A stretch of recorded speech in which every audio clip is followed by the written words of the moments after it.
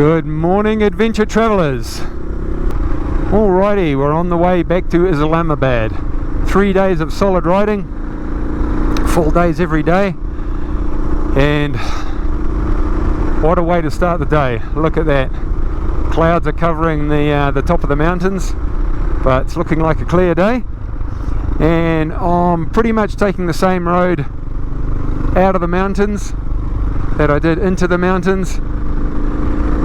So probably not a whole lot to show. Over the next 3 days I'm just going to be riding pretty consistently for the whole day. We've got a few things to do back in Islamabad, but how's that for a morning view? I'll leave you there and talk to you from the road.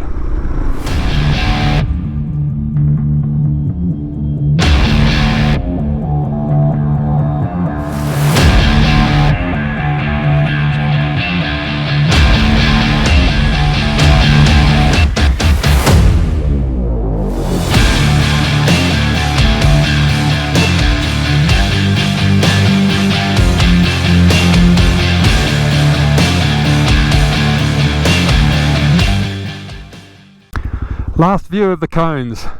If you're enjoying these videos, please give them a big thumbs up. If you want to see more, hit the subscribe button. If you want to support the channel and help raise money for the IHC, please share it with family and friends, and give me some feedback. I love to hear from you guys, so give me your thoughts in the comments below, and I generally respond to everyone. Cheers.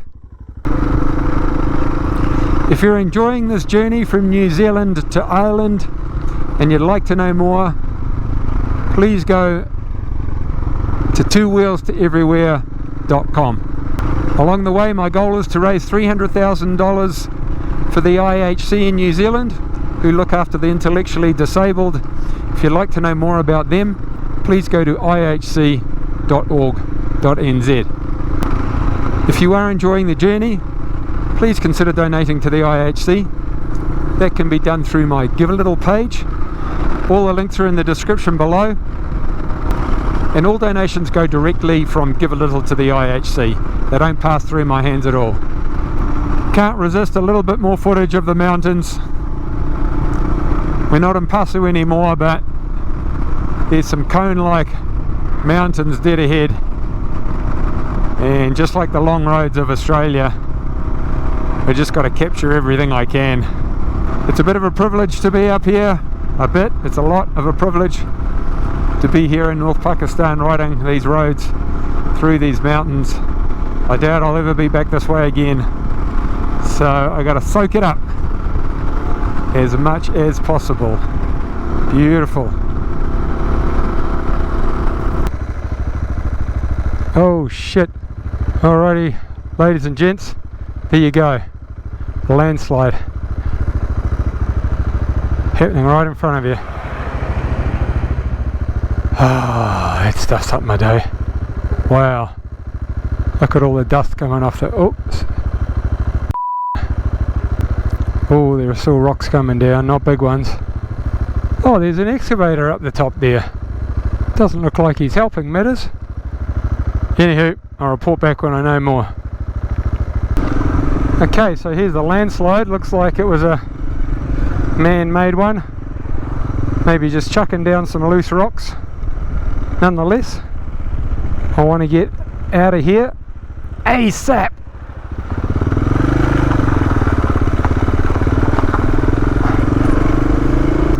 Little bit of minor excitement for the afternoon.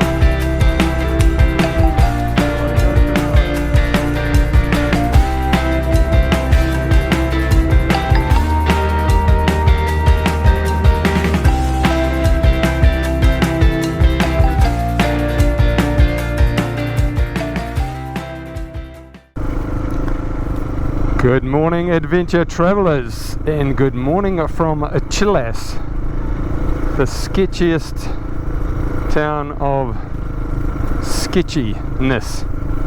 Anywho, liked it so much I thought I'd stay there on the way back. Just thought I'd get some footage of the low light. It's 7:15, nice and early on the morning. 2 more days to Islamabad. And then we're on to the next phase. Today we're going over the Babasar peak again, 4,000 meters. Got my jacket and my merino ready to go. Be cold up there for a short bit, and then we'll be down the other side. Wowza! When the moon hits your eye like a big pizza pie, that's amore, that's amore. Out of the barren rocky mountains into the beautiful green valleys. Beautiful blue river down there. Spectacular. Half an hour from Islamabad, and we've done the full circuit. Well, it's been a long day. Sun's going down. I'll make it just before sundown, I think. I've still got to survive this main road, highway. You'll see, you can't drop your guard for 1 second anywhere. Watch this dude, watch this dude, watch this dude. He was going to do it. 6:15, and I've made it to the Coyote Den hostel.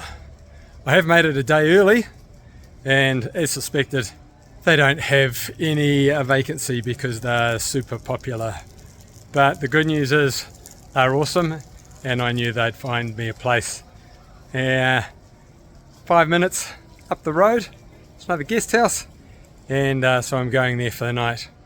Just shy of 11 hours on the road, and only a few short drink breaks. No sit downs, no lunch breaks, and it's a Tom Kimberley way of travelling. It's a bit too hardcore for me, but I made it before. It actually looked quite light on the video, but the sun's just about to go down, and I'm not keen of riding in the dark, so made it to Islamabad before the sun went down. I'm going for a shower and some food.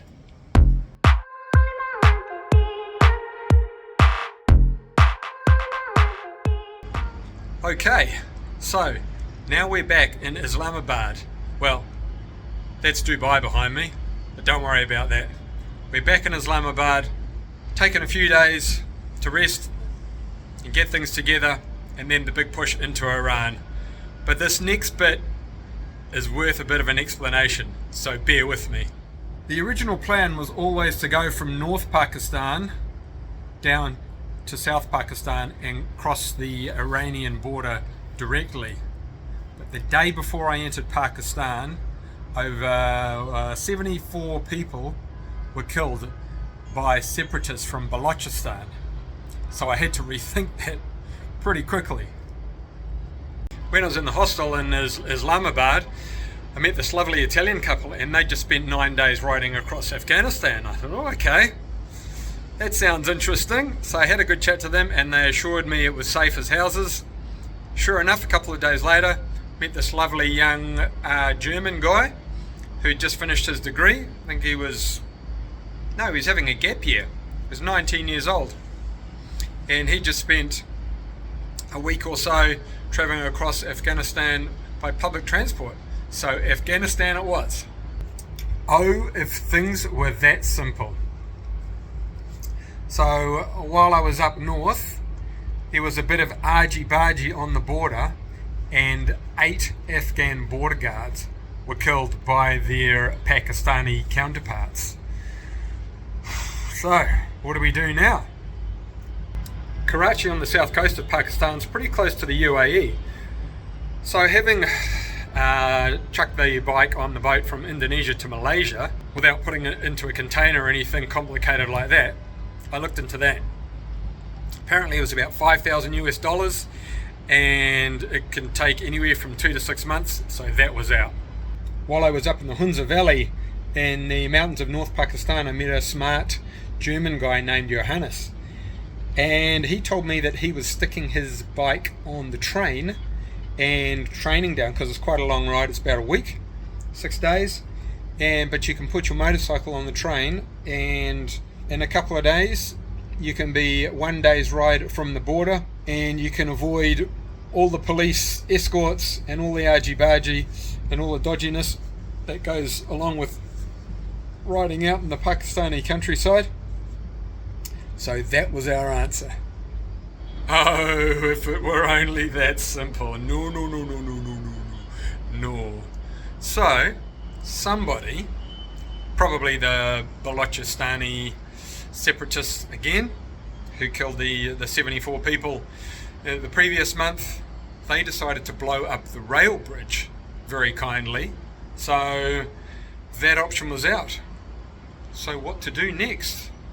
We pretty much exhausted all the options. That's what was next. And we had to go back to plan A, riding all the way from Islamabad to the border at Taftan.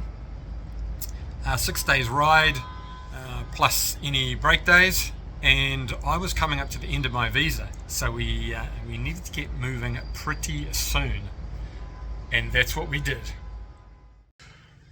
What's up, adventure travelers? It's 6:25 in the morning, and not my usual up and about time, but we are off to Iran today. Now, it's a long story which I'll tell you another time, but getting out of this country isn't as easy as just buggering off. I've got a travel buddy with me. His name's Johannes from Germany, and we've got a 6-day ride to the border. So strap yourself in, it's going to be quite the adventure. And we are off. Okay, so I might have mentioned that Pakistan is one of those countries where bikes aren't allowed on the motorways, so we've got to go 2,000 k's on the back roads. So it's going to be a long, hard slog. We're probably going to pick up some police escorts along the way, so we shall see. But 7 days to get out of the country, and one of those days might be taken up getting a permission letter to ride through Balochistan, the southernmost province where there was the separatist violence. So we are on the clock, baby. Are we going to make it, or am I going to get stuck at the border? We shall see. Stay tuned. Well, it didn't take long for the Rozzers to nab us. We're out in the countryside. Google Maps is doing its thing again, rerouting us, who knows. And we're enjoying the countryside, you know, very nice. And there's a cop on the side of the road, waves us over, and he says we're in a very dangerous area and the place where we're going is full of Taliban. And I said, oh, they're going to rob us and capture us. He goes, no, they'll kill you. So we were sort of hoping to avoid a police escort until we got 3/4 of the way to the border. But here we are a few hours in, and probably for the best all round. Don't know if we're going to make the border in time, going at 50 kilometers an hour. But both Johannes and I knew the leg from Islamabad to the border was going to be full of ups and downs, and this is just the first one of them.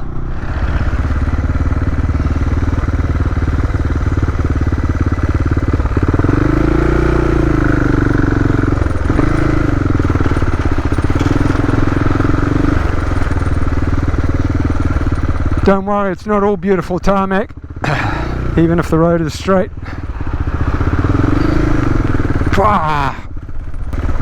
About 3 hours to go, so still on target for about 6:30.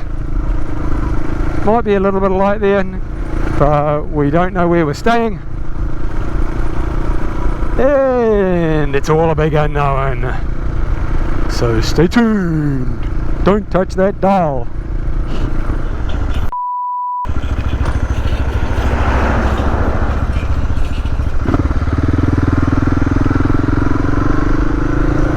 It's 5:45 in the evening. The light is going and we're just over an hour away from destination. The road's a bit shitty, but look at that sun over there. Probably be a little bit of riding in the dark, which is not ideal, but anyway, almost there. I'll let you know when we are.